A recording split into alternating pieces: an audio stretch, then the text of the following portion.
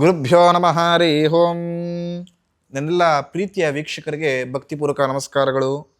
ಎಲ್ಲರೂ ಕ್ಷೇಮವಾಗಿದ್ದೀರಾ ಅಂತೇಳಿ ಭಾವಿಸುತ್ತೇನೆ. ಇಂದಿನ ಸಂಚಿಕೆಯಲ್ಲಿ ನಾನು ನಿಮಗೆ ಪ್ರತಿಯೊಬ್ಬ ವ್ಯಕ್ತಿ ಈ ಸಮಸ್ಯೆನ ಸಿಗಾಕೊಂಡ್ಬಿಟ್ರೆ ಅವನ ಇಡೀ ಅರ್ಧ ಜೀವನವೇ ಈ ಸಮಸ್ಯೆಯಿಂದ ಹೊರಗಡೆ ಬರೋಕ್ಕೆ ತುಂಬ ಕಷ್ಟಪಡ್ತಿರ್ತಾನೆ. ನಮಗೆ ಬರತಕ್ಕಂಥ ಎಷ್ಟೋ ಗಂಭೀರ ವಿಚಾರಗಳಲ್ಲಿ ಇದು ಕೂಡ ಒಂದು. ತುಂಬ ಜನ ಹೇಳ್ತಾರೆ, ಗುರುಗಳೇ ಈ ಸಮಸ್ಯೆಯಲ್ಲಿ ಸಿಗಾಕೊಂಡ್ಬಿಟ್ಟಿದ್ದೀನಿ, ಇದರಿಂದ ಲಾಭ ಬರುತ್ತೋ ಇಲ್ವೋ ನನಗೆ ಗೊತ್ತಿಲ್ಲ, ನಾನಂತೂ ಅನುಭವಿಸ್ಲಿಲ್ಲ, ನನ್ನ ಮಕ್ಕಳಿಗಾರ ಸಿಗುತ್ತಾ ಅಂತ. ತುಂಬ ಜನ ಗೊತ್ತಾಗ್ತಿರ್ಬೋದು ಇದು ಯಾವುದ್ರ ಬಗ್ಗೆ ಅಂತ. ಭೂಮಿ ವಿಚಾರದ ಕೋರ್ಟ್ ಕಚೇರಿಯ ವ್ಯಾಜ್ಯದ ಬಗ್ಗೆ ತಿಳಿಸ್ಕೊಳ್ತೀನಿ ಅಂತ.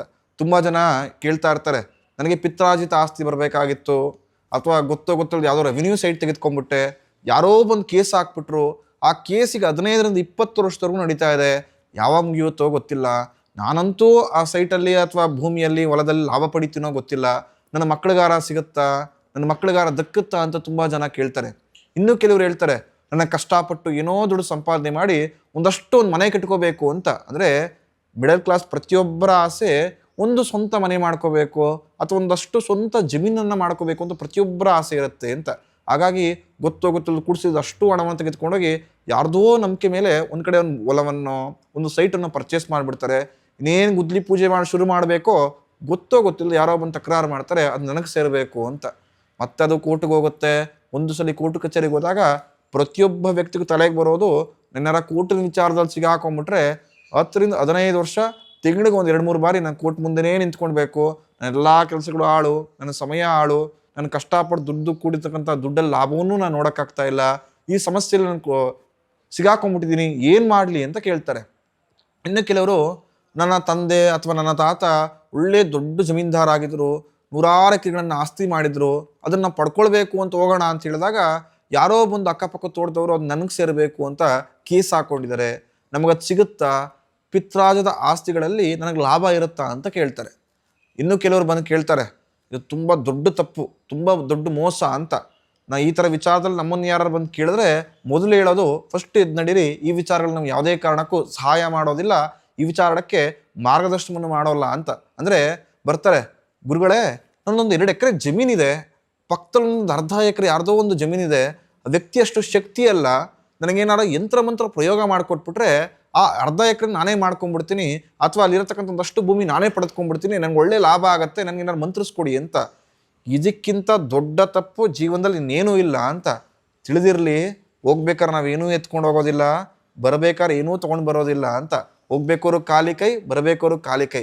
ಆದರೂ ಕೂಡ ನಮಗೇನೋ ಪಡ್ಕೊಳ್ಬೇಕು, ದೊಡ್ಡ ಸಾಹುಕಾರ ಆಗಬೇಕು, ಒಳ್ಳೆ ಹಣವನ್ನು ಸಂಪಾದನೆ ಮಾಡಬೇಕು ಅಂತ ಗೊತ್ತಿಲ್ಲದೋ, ಯಾವ ವ್ಯಕ್ತಿಗೆ ಶಕ್ತಿ ಇರೋದಿಲ್ವೋ, ಯಾವ ವ್ಯಕ್ತಿ ಬಡವನಾಗಿರ್ತಾನೋ, ಯಾವ ವ್ಯಕ್ತಿ ನನಗೆ ಯಾವುದೂ ಕೂಡ ಸಮಾಜದ ಒಳ್ಳೆ ನೆಟ್ವರ್ಕ್ ಇಲ್ಲ ಅಂತೇಳಿ ಆ ವ್ಯಕ್ತಿ ಗೊತ್ತಾದಾಗ ನೀವು ತುಳಿಯಕ್ಕೆ ಹೋಗ್ತಿರಲ್ಲ, ಅದಕ್ಕಿಂತ ದೊಡ್ಡ ದ್ರೋಹ, ಅದಕ್ಕಿಂತ ದೊಡ್ಡ ಶಾಪ ಇನ್ನೇನೂ ಇಲ್ಲ ಅಂತ. ತುಂಬ ಜನ ಬರ್ತಾರೆ, ಬರತಕ್ಕಂಥವ್ರ ಸಮಸ್ಯೆ ಹೇಗಿರುತ್ತೆ ಅಂತ ಹೇಳಿದ್ರೆ ಅಲ್ಲೇ ದೊಡ್ಡ ಕೋಪ ಬಂದೇನಾರ ಆ ವ್ಯಕ್ತಿಗೆ ಬೈದು ಕಳಿಸ್ಬೋಣ ಅನ್ನೋ ಮನಸ್ಥಿತಿ ಬಂದ್ಬಿಡುತ್ತೆ ಅಂತ. ನಾನು ಆಗಲೇ ಹೇಳಿದೆ, ನಿಮ್ಗೆ ಒಬ್ಬ ಎಕ್ಸಾಂಪಲ್ ಕೊಟ್ಟೆ, ಯಾವ ರೀತಿ ನನಗೆ ಎಕ್ಸ್ಪೀರಿಯನ್ಸ್ ಆಯಿತು ಅಂತ.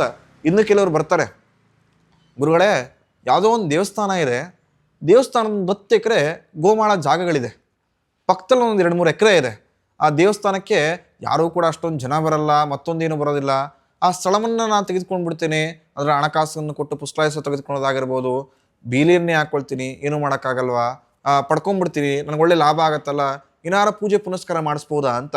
ಇನ್ನೂ ಕೆಲವರು ಹೇಳ್ತಾರೆ, ಗುರುಗಳೇ ಈ ವ್ಯಕ್ತಿ ಹತ್ರ 100 ಕೋಟಿ ಆಸ್ತಿಗಳಿದೆ, ಈ ವ್ಯಕ್ತಿಗೆ ಯಾರೂ ಅಷ್ಟು ದಿಕ್ಕಿಲ್ಲ ಅಥವಾ ಸಹಾಯ ಇಲ್ಲ ಸಮಾಜದೊಂದಿಗೆ, ಆ ಸ್ಥಳವನ್ನು ನಾನು ಪಡ್ಕೊಳ್ಬೋದಾ ಅಂತ. ಅಂದರೆ ಮನುಷ್ಯನ ದುರಾಸೆ ಅಂತ.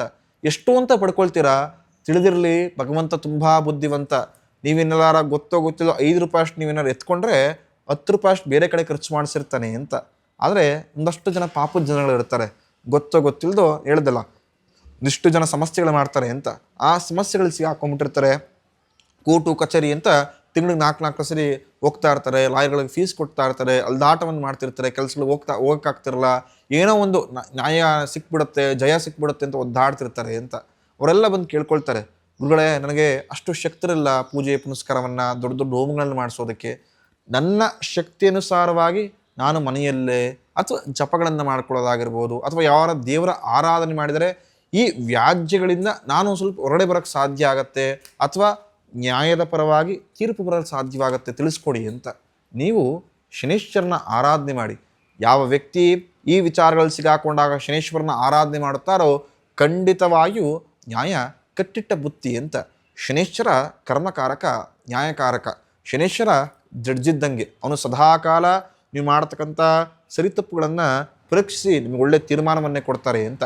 ಹಾಗಾಗಿ ಈ ಥರ ಭೂಮಿ ವಿಚಾರಗಳಲ್ಲಿ ಯಾರ ಗೊತ್ತೋ ಗೊತ್ತಿಲ್ಲದೋ ಸಿಗಾಕೊಂಬಿಟ್ಟಿದ್ರೆ, ವ್ಯಾಜ್ಯಗಳನ್ನು ಅನುಭವಿಸಿ 10 ರಿಂದ 15 ವರ್ಷ ಕೋರ್ಟು ಕಚೇರಿ ಎಳೆದಾಡ್ತಿದ್ರೆ ಅವರು ಶನೀಶ್ವರನ ಆರಾಧನೆ ಯಥೇಚ್ಛ ಮಾಡಿ ಖಂಡಿತವಾಗಿಯೂ ಆ ವಿಚಾರದಿಂದ ಬಿಡುಗಡೆಯನ್ನು ಹೊಂದುತ್ತೀರ. ಯಾರು ಶನಿವಾರದಂದು ಶನೀಶ್ವರನಿಗೆ ವಿಶೇಷ ತೈಲ ಅಭಿಷೇಕವನ್ನು ಮಾಡಿಸುತ್ತಾರೋ ಅವರ ಸಂಪೂರ್ಣ ಅನಿಷ್ಟಗಳು ನಿವಾರಣೆ ಆಗತ್ತೆ ಅಂತ. ಯಾವ ವ್ಯಕ್ತಿ ಕಬ್ಬಿಣದ ಬಾಂಡ್ಲಿಯಲ್ಲಿ ಹರಳೆಣ್ಣೆಯನ್ನು ಇಟ್ಟುಕೊಂಡು ತನ್ನ ಮುಖವನ್ನು ನೋಡಿ ನವಗ್ರಹವನ್ನು 9 ಬಾರಿ ಪ್ರದಕ್ಷಿಣೆ ಮಾಡಿ ಹತ್ತಿರದಲ್ಲಿರತಕ್ಕಂಥ ಶಿವನ ದೇವಸ್ಥಾನ, ಕಾಲಭೈರವ ದೇವಸ್ಥಾನ ಅಥವಾ ಶನೀಶ್ವರ ದೇವಸ್ಥಾನ ಪುರೋಹಿತರಿಗೆ ದಾನವಾಗಿ ಕೊಟ್ಟರೆ ಖಂಡಿತವಾಗಿಯೂ ನಿಮ್ಮ ಕರ್ಮ ನಿವಾರಣೆ ಆಗತ್ತೆ ಅಂತ. ಇನ್ನೊಂದು ಸರಳ ಉಪಾಯವನ್ನು ತಿಳಿಸುತ್ತೇನೆ.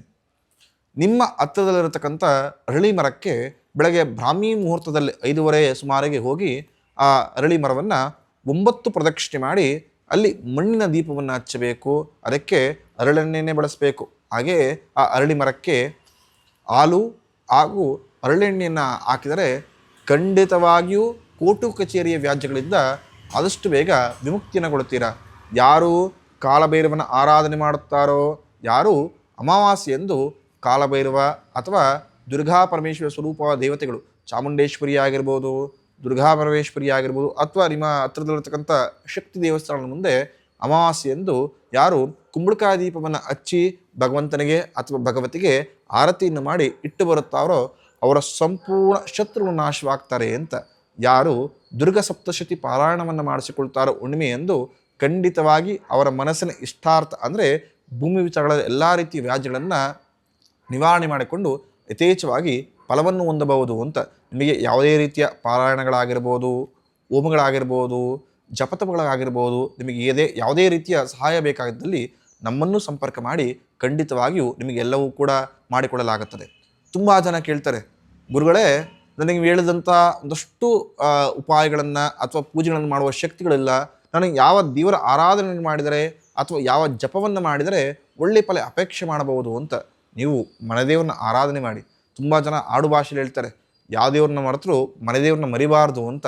ಉದ್ದೇಶ ಆ ಕುಲದೇವತೆ ನೀವು ಇರತಕ್ಕಂಥ ಕಷ್ಟದ ಸಮಯದಲ್ಲಿ ನಿನ್ನನ್ನು ಕೈ ಹಿಡಿದು ತಂದು ಒಳ್ಳೆಯ ಸಂದರ್ಭಕ್ಕೆ ತಂದು ನಿಲ್ಲಿಸ್ತಾನೆ ಅಂತ. ಅಂದರೆ ಮನೆದೇವರ ಆಶೀರ್ವಾದವೆಂದರೆ ಎಂಥದೇ ಕಷ್ಟ ಬಂದರೂ ಕೂಡ ನೀವು ಅದನ್ನು ಚೂರು ಚೂರು ಮಾಡಿಕೊಂಡು ಮುಂದೆ ಸಾಗ್ಬೋದು ಅಂತ.